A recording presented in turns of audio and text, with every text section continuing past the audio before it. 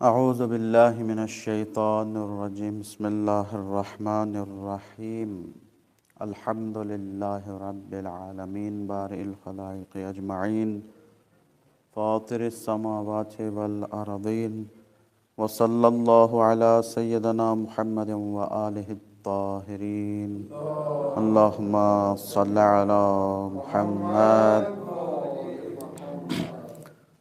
نماز گزاران عزیز، کچھ دنوں کے لیے نہج البلاغہ کے خطبہ نمبر 20 کا انتخاب کیا ہے۔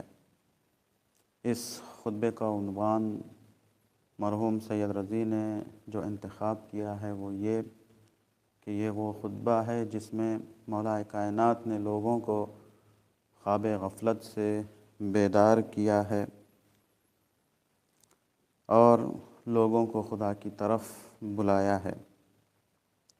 اور اس خطبے کے انتخاب کی وجہ بھی اس خطبے کا مختصر ہونا، اس لیے کہ کسی طویل خطبے کا انتخاب کیا جائے تو پھر کافی دنوں تک اس پر بحث کرنی ہوگی۔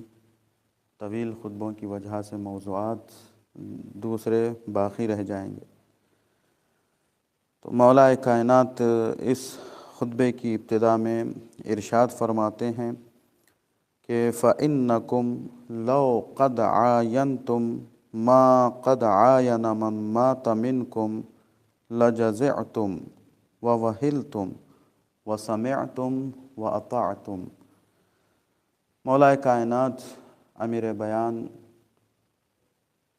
امیر المؤمنین امام المتقین فرماتے ہیں کہ یقیناً جن حالات کو تم سے پہلے مرنے والوں نے دیکھ لیا ہے، اگر تم بھی دیکھ لیتے تو پریشان ہو جاتے۔ لَجَزِعْتُمْ یعنی بے قابو ہو جاتے، اپنے کنٹرول میں نہ رہتے۔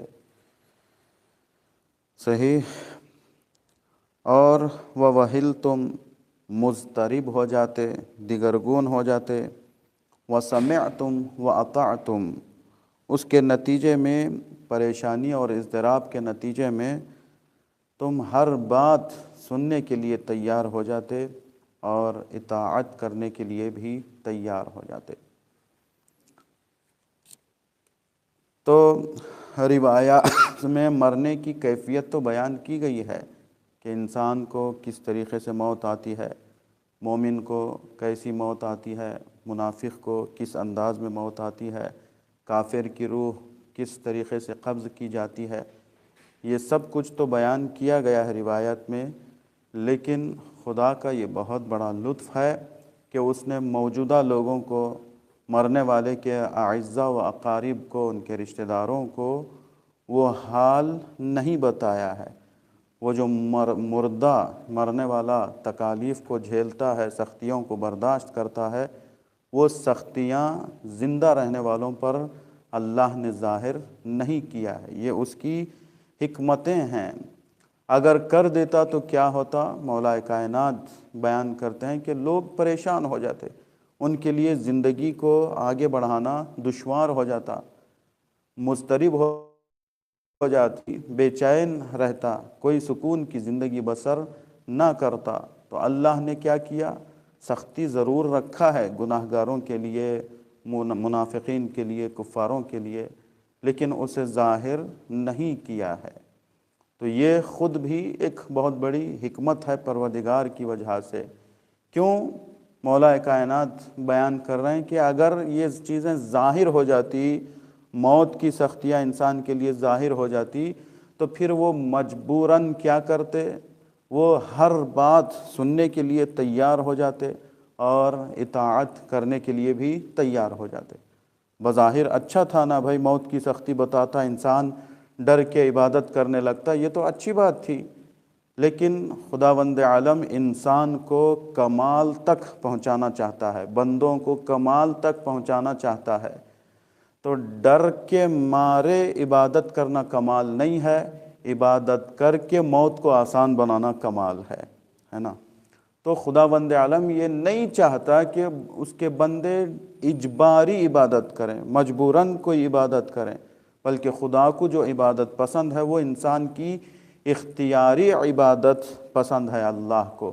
تو خداوند عالم بھی چاہتا ہے کہ بندہ اختیار سے عبادت کرے پھر کمال حاصل کرے۔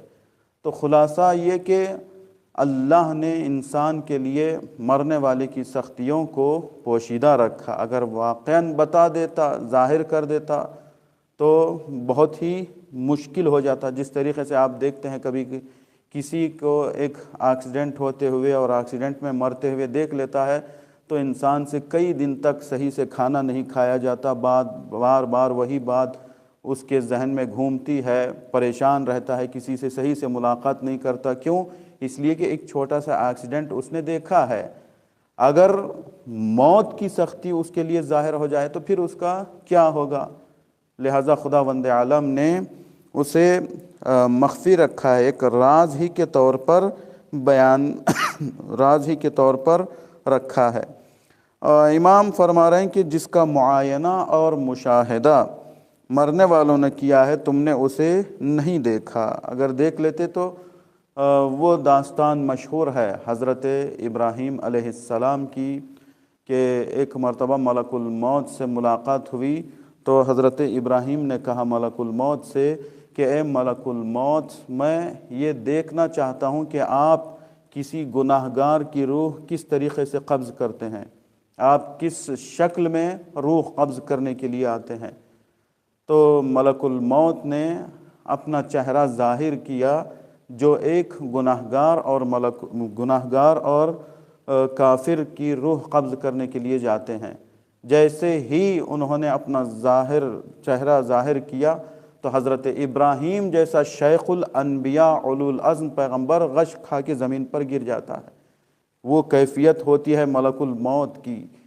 اور جب غش سے افاقہ ہوا تو پھر حضرت ابراہیم نے کہا اے ملک الموت، اگر کوئی قبر کا عذاب نہ ہوتا، قیامت کا عذاب نہ ہوتا تو تب بھی تم جس شکل میں آ رہے ہو وہی گناہگار کی سزا کے لیے کافی تھا، ہے نا۔ اتنا سخت ہوتا ہے ایک گناہگار کی روح قبض کرنے کے لیے۔ یہ ایک پیغمبر یہ بات بیان کر رہا ہے۔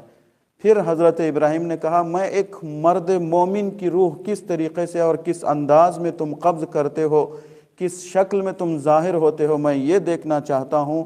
تو نہایت ہی حسین و جمیل خوبصورت انداز میں مسکراتا ہوا چہرہ لے کر ملک الموت ظاہر ہوتے ہیں۔ تو پھر حضرت ابراہیم خوشی کے مارے کہتے ہیں کہ اگر انسان کو مرنے کے بعد اسے جنت اور جنت کی نعمتوں کا کوئی تصور بھی نہ ہوتا تو یہی جو تمہارا خوبصورت اور حسین و جمیل چہرہ دیکھ لیا جاتا ہے یہی ایک نیک انسان کے انعام کے لیے کافی تھا، ہے نا۔ تو یہ کیفیتیں ہیں بہرحال مرنے کی، لیکن اللہ نے اس چیز کو مخفی رکھا ہے۔ ملک الموت ظاہر ہو جائیں کسی کی روح قبض کرتے وقت تو کیا ہوگا؟ کوئی میت کے سامنے بھی نہیں ٹک سکے گا، کوئی وہاں رک بھی نہیں پائے گا ملک الموت کو دیکھتے ہوئے۔ تو یہ اللہ کا بہت بڑا رحم و کرم ہے کہ اللہ نے اس چیز کو مخفی رکھا ہے۔ یہ کبھی کبھی ظاہر بھی ہوتا ہے۔ میں آخری بات آج کے حوالے سے عرض کر دوں کہ پیغمبر اسلام ختمی مرتبہ احمد مجتبیٰ محمد مصطفیٰ صلی اللہ علیہ وآلہ وسلم